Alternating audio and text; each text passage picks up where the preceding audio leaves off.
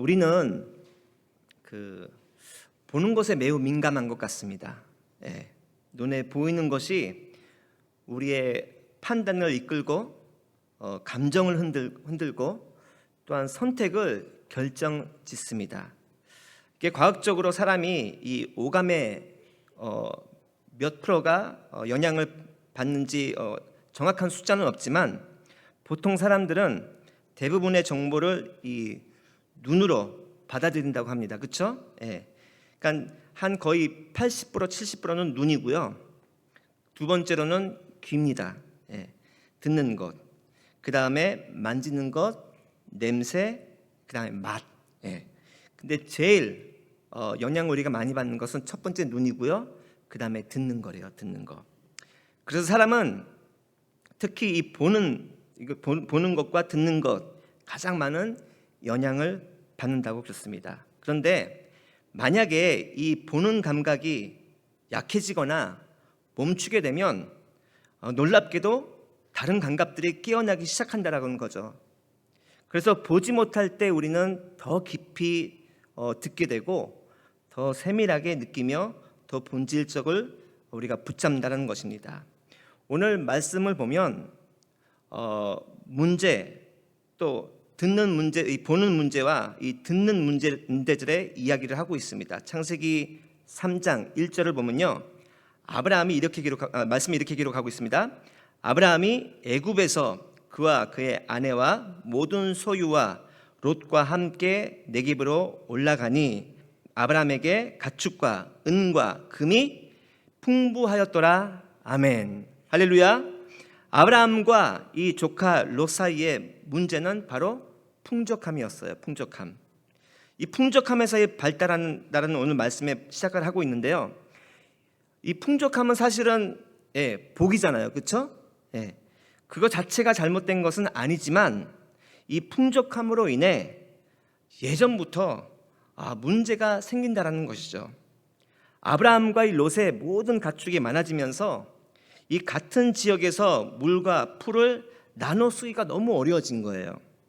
결국 아브라함의 이 목자들과 롯의 목자들이 서로 다투기 시작합니다. 사실 아브라함과 롯은 처음부터 따로 가던 사람들이 아니었습니다. 같은 방향, 같은 목적, 같은 믿음으로 살던 사람이었습니다.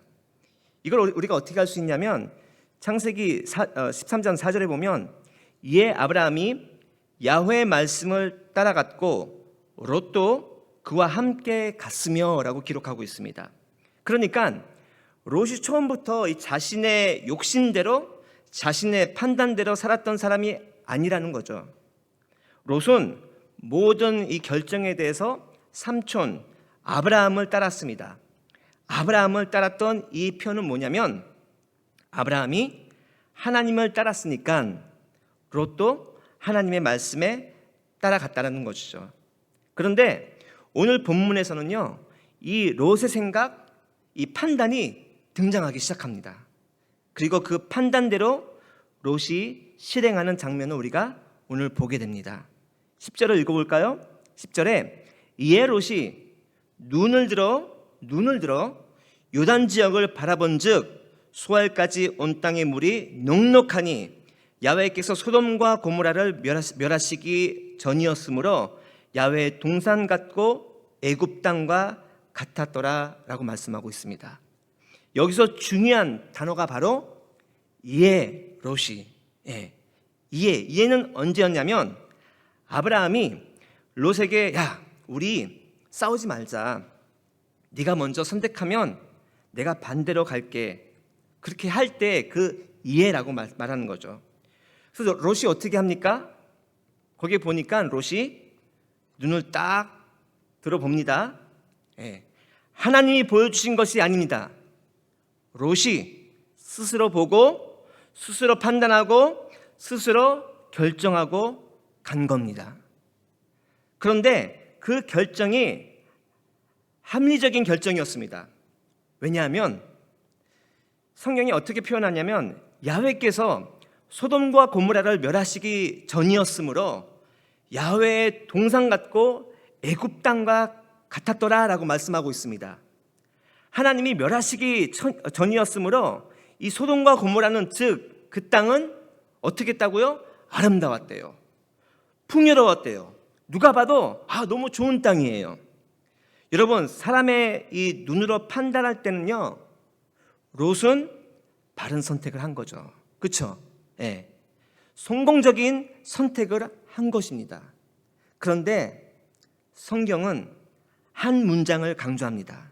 10절에 보니까 이에 롯이 눈을 들어. 예. 아브라함의 말을 듣자마자 롯이 눈을 들어 모든 것을 보고 판단하고 결정하고 같다라고 말하고 있는 것입니다. 여러분, 지금 제가 여기 오자마자 듣는 얘기들이 많은데 듣는 얘기가 다들 어렵대요. 예. 그렇죠?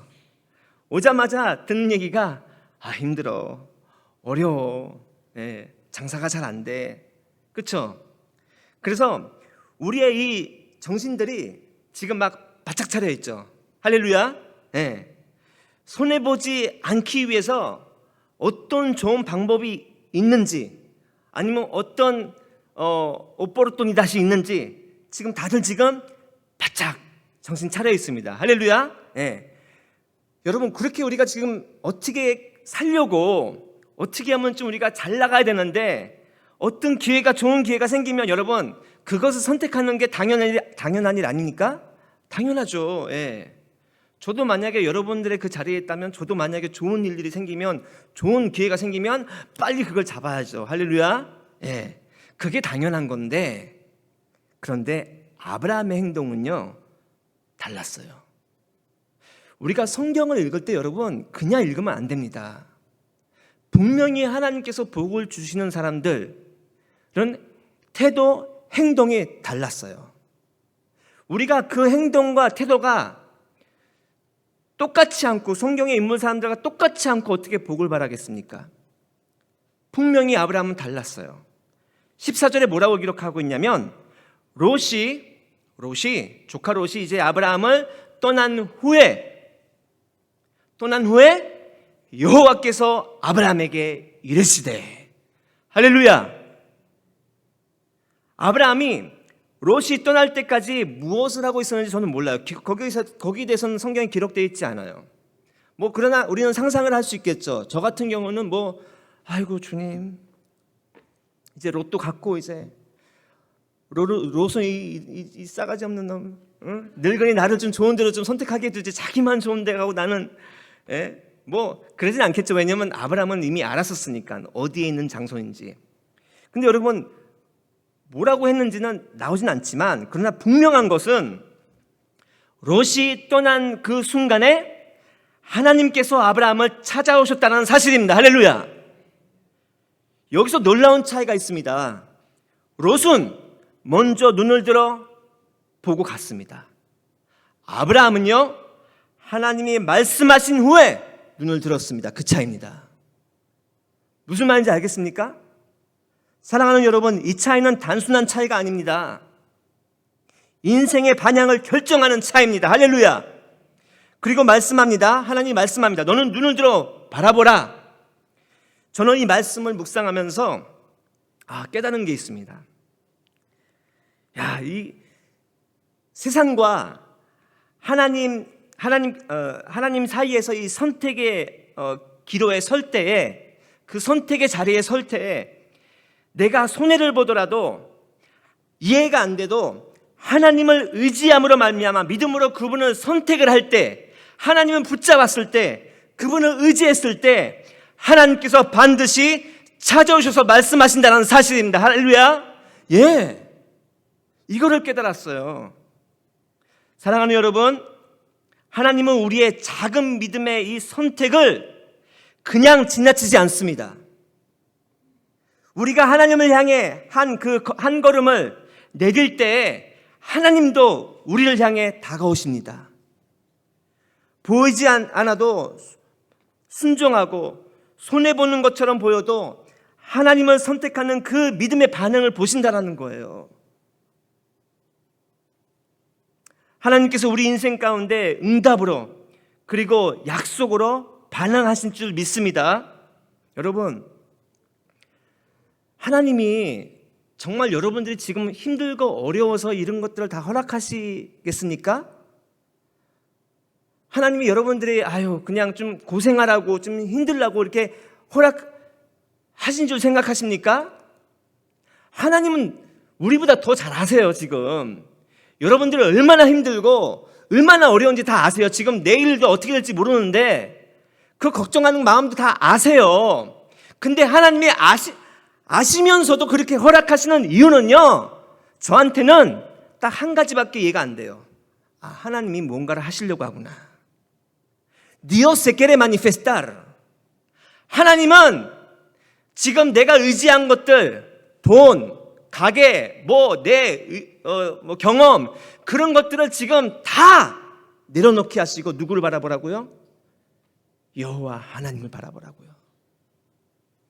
어쩌면 지금 우리가 이렇게 어려운 순간들을 보내는 이유는 어쩌면 하나님이 우리를 너무나 사랑해서 나를 봐. 그러면 큰 일을 네가 경험하게 될 것이다. 할렐루야. 그제서야 아브라함을 눈을 들어봅니다. 그리고 하나님이 뭐라고 하십니까? 14절에 너 있는 곳에서 북쪽과 남쪽 그리고 동쪽과 서쪽을 바라보게 하셨습니다. 그리고 나서 아브라함에게 주어지는 것이 있는데 15절 보이는 땅을 내가 너와 내 자손에게 주리니 영원히 이루리라. 내가 내 자손이 땅의 티끌 같게 하리니 사람이 땅의 티끌을 능히 셀 수 있을진데 내 자손도 세리라. 너는 일어나 그 땅을 종과 횡으로 두루 다녀 보라. 내가 그것을 내게 주리라. 아멘. 저는 여러분들 모르겠지만 저는 이 말씀 확실히 믿어요. 우리는 지금 문제를 바라고 코앞에 있는 그 문제를 바라보지만 하나님께서 우리에게 지금 오늘 이 시간에 말씀하십니다. 고기를 들어 눈을 들어 봐라. 이 문제 앞에 있는 문제를 보지 말고 내가 지금 너에게 줄 땅을 다시 바라보라라고 말씀하고 있습니다. 15절에 17절의 말씀은 뭡니까? 약속이다라는 것입니다. 하나님의 약속. 여러분, 롯에게는요 이런 약속이 있었습니까? 없었습니다. 자신이 눈으로 보고 상황을 분석하고 판단하고 결정하고 가버렸다니까요. 자기를 의지함으로 자기 눈에 보는 걸로 그냥 의지하고 떠났어요. 롯은 하나님의 약속과 동행하며 따라간 것이 아니었습니다. 자신의 의지, 자신의 판단을 믿고 갔다라는 얘기입니다. 여러분, 아브라함은요 소돔과 고모라를 가지 않아도 된 사람이었습니다. 아브라함은 이제 어디를 가든지 형통한 사람이었습니다. 할렐루야. 왜 그렇습니까? 하나님의 약속과 동행하니까요. 여러분, 12장에 보면 하나님이 아브라함을 복이 될지라 라고 말씀하십니다. 저는 이게 너무 인상 깊었어요. 창세기 12장 2절하고 3절인데요. 한번 읽겠습니다. 내가 너로 큰 민족을 이루고 내게 복을 주어 내 이름을 창대하게 하리니 너는 복이 될지라. 할렐루야. 너를 축복하는 자에게는 내가 축복 내리고 너를 저주하는 자에게는 내가 저주하리니 땅의 모든 족속이 너로 말미암아 복을 얻을 것이라 하신지라. 아멘. 할렐루야. 아브라함은요 복을 찾는 사람이 아니었어요. 우리는 복을 찾잖아요, 사실. 복을 찾다 헤매잖아요. 근데 아브라함은요 복을 찾는 사람이 아니라 이미 복된 사람이었습니다. 그 차이입니다. 사랑하는 순복음교회 성도님들, 여러분들은 복을 찾는 크리스찬입니까? 아니면 복을 이미 받은 크리스찬입니까? 너무나 달라요. 저는요 복이 있는 크리스찬이에요. 복을 따라가지 않아요. 복을 이미 받았어요. 할렐루야. 그 정신으로 살아가면요 여러분 두려울 거 하나도 없습니다. 그러니까 복이라고 명명을 받은 이 아브라함을 어떻게 하십니까? 하나님이 돌아다니게 하세요. 여기저기 돌아다니게 하세요. 그리고 이 복이 움직이고 이동하고 만나는 상황과 이 환경과 사람들이 아브라함을 통하여 복받게 하시는 하나님의 약속을 신실하게 이루어 가시는 장면이 바로 창세기 13장 이야기라는 것입니다. 아브라함은 벌써 선교 여행을 하는 것 같았어요. 신방을 하는 거예요. 어디를 가든 아브라함은 복을 받는 것이 아니라 이미 복을 받은 사람이기 때문에 그 사람을, 아브라함을 아는 사람들은 복을 받게 된다는 것입니다.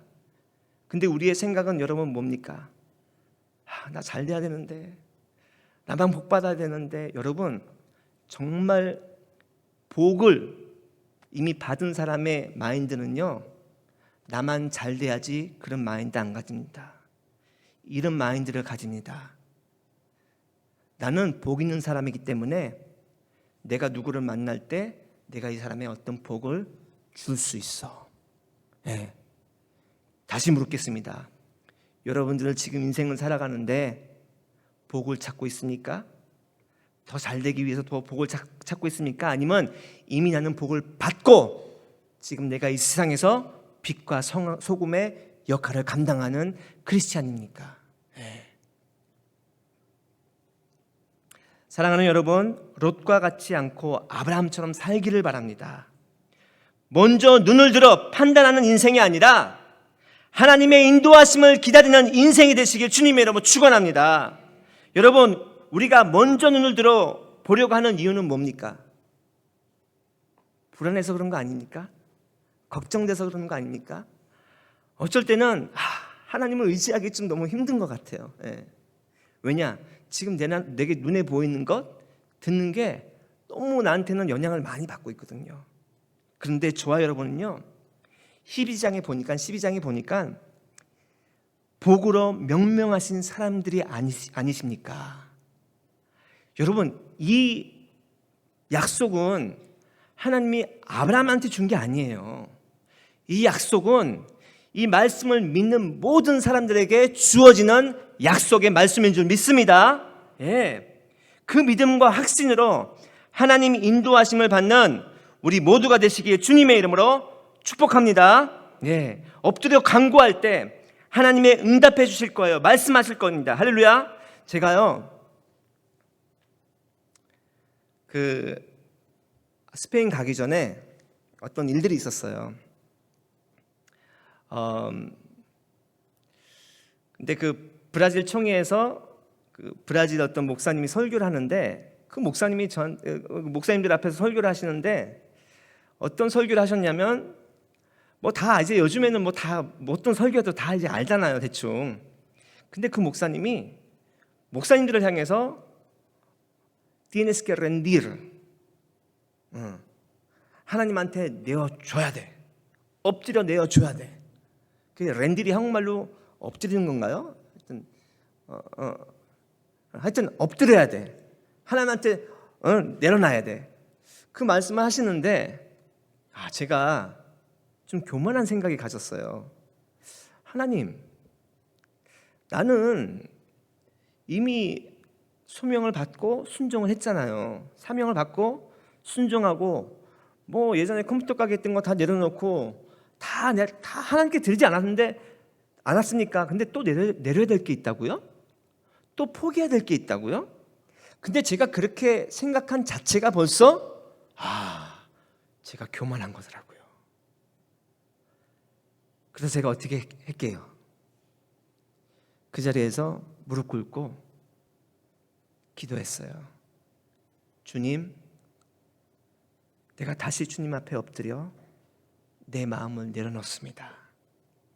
근데 그렇게 딱 내려놨을 때 성령님의 음성이 들려지는데 어떤 음성인지 아십니까? 저보고 됐다. Se te va a abrir las puertas. 닫혀진 문이 열릴 것이다. 진작 알았으면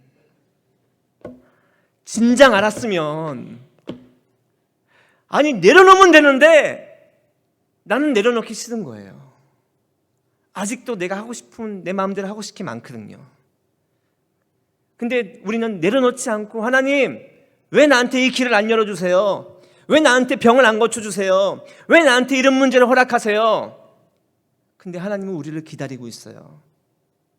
우리가 먼저 주님 앞에 무릎 꿇고 먼저 내려놨을 때 하나님이 우리를 찾아오신다라는 거예요. 아브라함도 그러지 않겠어요? 롯 보내고 나서 주님, 나는 주님밖에 없습니다. 내가 누구를 의지하겠습니까? 그런데 그때 하나님의 음성이 들립니다. 뭐라는 음성이 들립니까? 너는 눈을 들어 너 있는 곳에서 북쪽과 남쪽과 동쪽과 서쪽을 바라보라 하실 때가 여러분들에게 올 것입니다. 할렐루야. 그때까지 기다리고 하나님의 뜻을 구하면 어떤 일이 벌어져요? 하나님의 약속이 다시 주어진다는 것입니다. 그 약속과 동행하시는 저와 우리 사랑하는 아르헨티나 순복음교회 성도님들 되시길 주님의 이름으로 축원합니다. 아멘. 아멘.